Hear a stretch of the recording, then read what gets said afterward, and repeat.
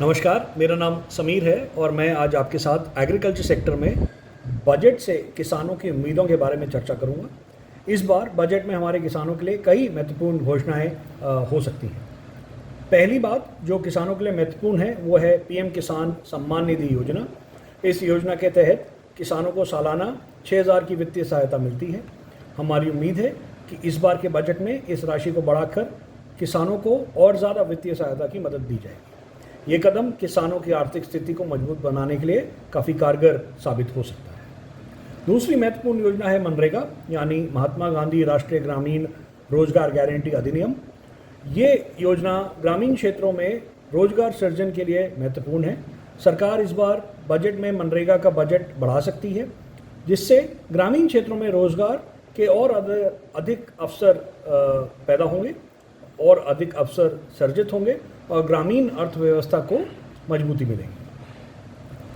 स्वास्थ्य के क्षेत्र में आयुष्मान योजना ने ग्रामीण और शहरी गरीबों को बेहतर स्वास्थ्य प्रदान किया है। हमें उम्मीद है कि सरकार इस योजना का बजट बढ़ाकर और अधिक लोगों को इसका लाभ पहुंचाने की कोशिश करेगी। इससे हमारे किसान और उनके परिवार की स्वास्थ्य सुरक्षा सुनिश्चित रहेगी। फसल बीमा योजना भी एक महत्वपूर्ण योजना है जो किसानों की फसल को नुकसान की स्थिति में वित्तीय सुरक्षा प्रदान करती है। इस बजट में सरकार फसल बीमा योजना का बजट बढ़ाकर किसानों को और अधिक सुरक्षा दे सकती है। इससे किसानों का मनोबल बढ़ेगा और वे जोखिम लेने के लिए तैयार हो पाएंगे। इसके अलावा सरकार कृषि क्षेत्र में कई तकनीकी और नव विचारों को प्रोत्साहित करने के लिए भी कदम उठाए सकती है। हमें उम्मीद है कि इस बजट में कृषि क्षेत्र में निवेश बढ़ाने के लिए विशेष प्रावधान किए जाएंगे ताकि किसानों को और अधिक उत्पादन और मुनाफा हो सके। तो इसमें जो महत्वपूर्ण योजना है उनमें से एक है सिंचाई परियोजना। जैसा कि आप जानते हैं कि किसानों के लिए सिंचाई एक महत्वपूर्ण मुद्दा है।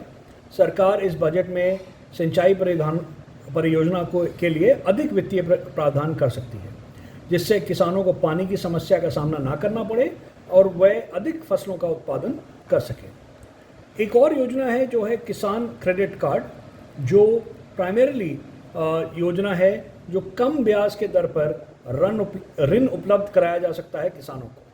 सरकार इस योजना का विस्तार कर सकती है, जिससे अधिक किसान इस सुविधा का लाभ उठा सकते हैं और अपनी खेती को बेहतर बना सकते हैं। तो किसान क्रेडिट कार्ड एक और योजना है जो लाई जा सकती है।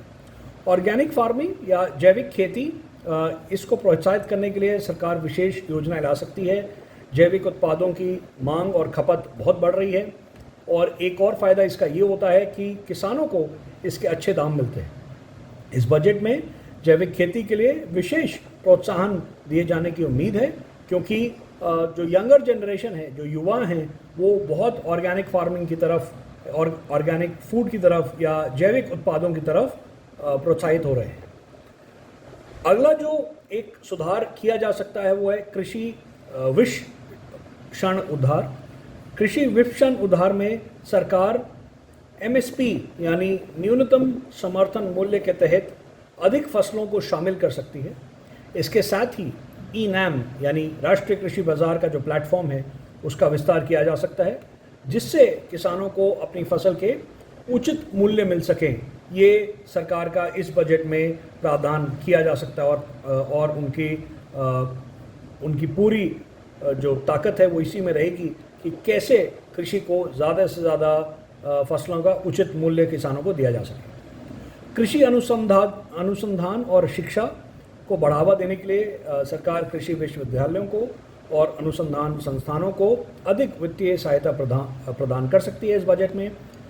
इससे नई तकनीक और बेहतर खेती के तरीकों का विकास किया जा सकेगा। ग्रामीण इंफ्रास्ट्रक्चर को लेकर भी सरकार इस बार काफ़ी सजग है। ग्रामीण क्षेत्रों में सड़क, बिजली, संचार सुविधाओं को सुधारने के लिए सरकार विशेष योजनाएं ला सकती है। बेहतर इंफ्रास्ट्रक्चर से किसानों को अपनी फसलों को बाज़ार तक पहुंचाने में काफ़ी आसानी होगी और उनके उत्पादों को भी बेहतर कीमत मिल सकेगी।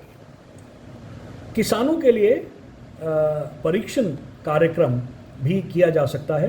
किसानों को नई तकनीक और खेती के आधुनिक तरीकों के बारे में परीक्षण देने के लिए सरकार विशेष कार्यक्रम चला सकती है। इससे किसानों की जानकारी, उनकी दक्षता, इन सब में वृद्धि होगी और वह अधिक उत्पादन कर सकेंगे। इन सभी परियोजनाओं का उद्देश्य ये है कि किसानों की आय में वृद्धि हो सके, उनके जीवन को सुधारा जा सके। उम्मीद यह है कि इस बार बजट में सरकार इन सभी योजनाओं पर ध्यान रखेगी। अगर ये वीडियो आपको पसंद आया है तो इसे लाइक ज़रूर करें। अगर चैनल अभी तक सब्सक्राइब नहीं किया है तो कर लें और नोटिफिकेशन पाने के लिए बेल आइकन भी दबा दें।